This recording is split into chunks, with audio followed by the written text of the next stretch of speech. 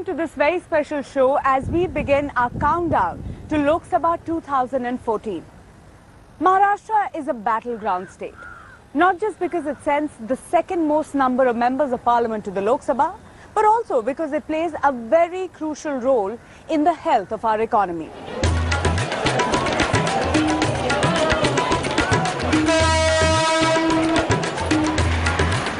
I'm Mahrukh Inayat, and as we begin this series, we take a look at the battleground state of Maharashtra, which is not just a powerful state in itself, but is also going to play an extremely crucial role in these elections.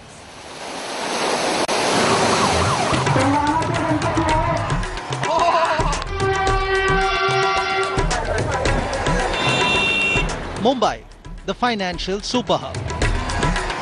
The first image that perhaps comes to mind when one thinks of Maharashtra.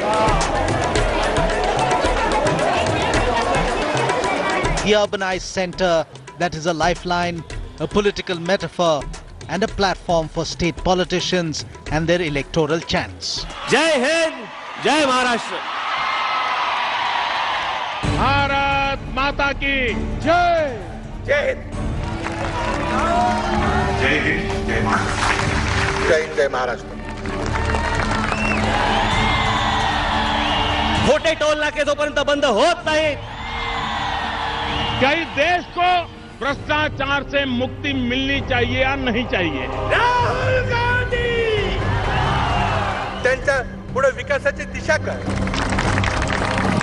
आपके पास 22 लाख लोग हैं, राजनीतिक ढांचे में आपका एक MLA नहीं निकल रहा, इसका कारण क्या है? ज्या वेळेला ऑफिसचे दरवाजे बंद होते, शिवसेनेने धडक मारून दरवाजे तोडून आतमध्ये आपण घुसलो.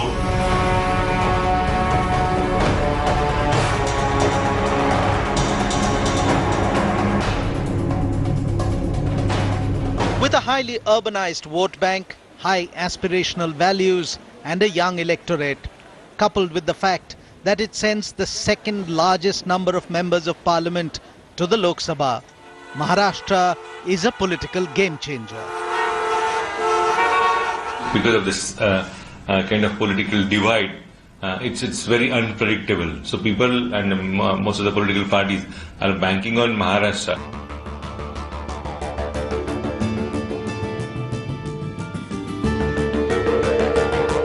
But with 3 chief ministers in the past 5 years, 2 of them with alleged taint charges, questions raised over the current chief minister's policy paralysis and ever-increasing debt, the state seems to be set for some major changes for a Congress-NCP combine that has been in power for 3 consecutive terms.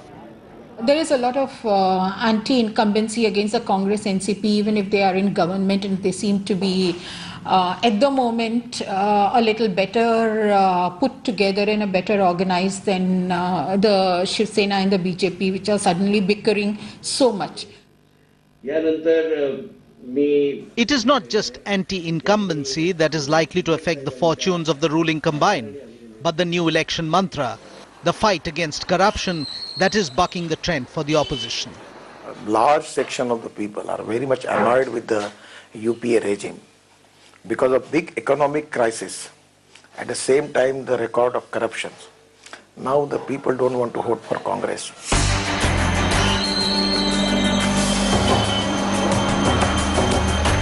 Be it the Adarsh scam, an almost clean chit given to former Chief Minister Ashok Savan, or the irrigation scam, where the Congress ally, the NCP, has gotten away. It seems that Rahul Gandhi's promise of taint-free electoral choice is more for rallies than reality. They will not mention the corruption in Karnataka. They will not say that the chief minister went to jail. They will not say that they are Reddy brothers who they have sold the entire state to. They don't say these things, but they will talk about corruption. चौकीदार चोरी कर रहा है, उसकी तो कोई चर्चा नहीं हो रही है, और हम विपक्ष में बैठ करके आपके पापों का हिसाब मांगते हैं, इसलिए हम चोर हो गए.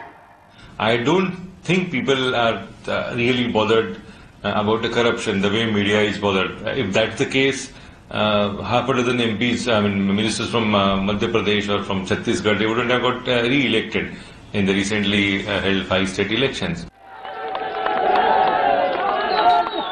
Despite the language barrier that most AAP-fielded candidates face in Maharashtra, it is these debutants who are likely to cut into the anti-Congress and the anti-Modi vote. The difference between us and some of the established parties is this is not a top-down party. This is a bottom-ups party. And I really believe that the people of this city, the Mumbaikar, is now a bit tired of the political establishment and the fact that despite all these years, nothing has changed. But what they lack in Maharashtra is a face to take it to the dizzying heights it achieved in the country's capital.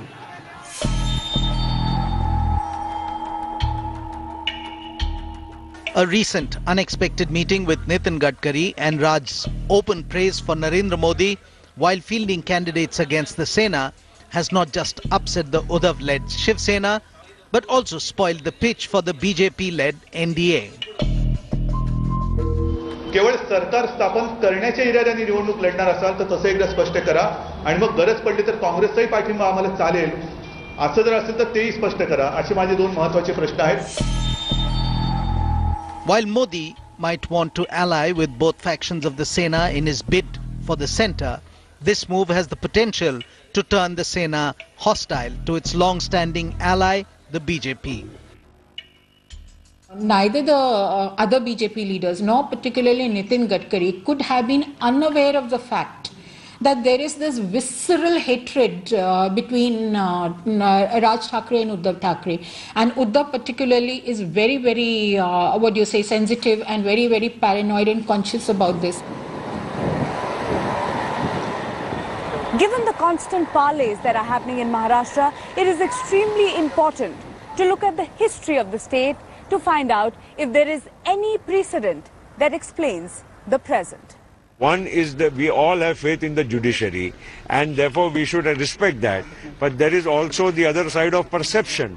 The perception is to the contrary. The perception is not that what the pronouncements have come so far from the judiciary. Despite being at the helm in Maharashtra for over a decade, these two allies have had a stormy relationship. Partnerships are fraught at the best of times, and this comment was yet again a bargaining ploy. And true to his political strong-arm tactics, once seat sharing was in place, Pawar was back to deriding the BJP's prime ministerial candidate.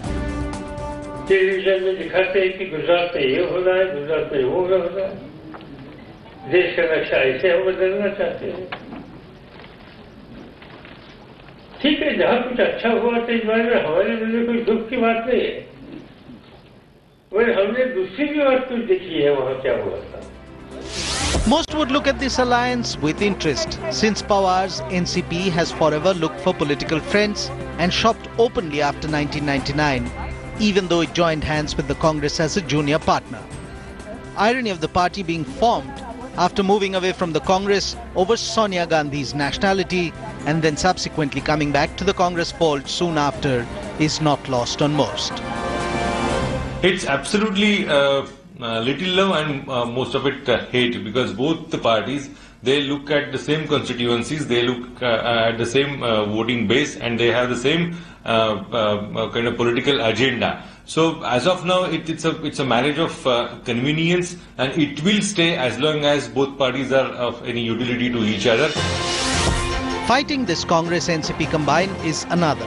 The BJP and Shiv Sena alliance came to power in 1995 in the state, and since then, the saffron combine has got rich dividends in Lok Sabha polls as well.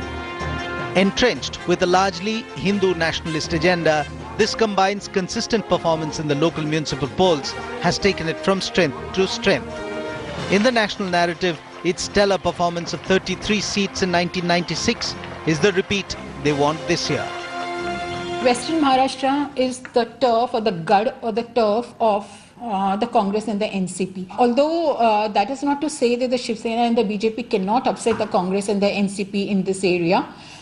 because even at the last elections, they did pretty well. So if they put their mind to it, the Shiv Sena and the BJP can definitely overcome the NCP over here. How much, one cannot say at this stage.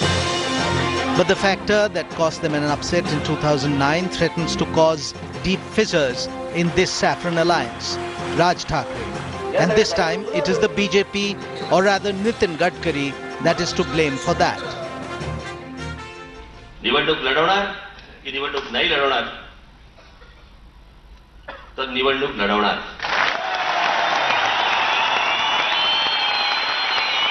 माझे जे खासदार सगळे जे निवडून येतील ते नरेंद्र मोदींना पाठिंबा देतील त्यांच्या.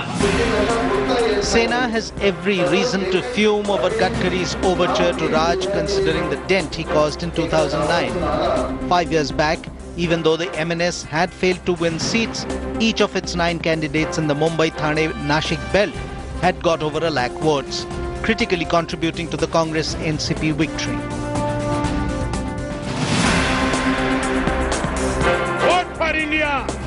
वोट फॉर इंडिया, वंशवाद से मुक्ति के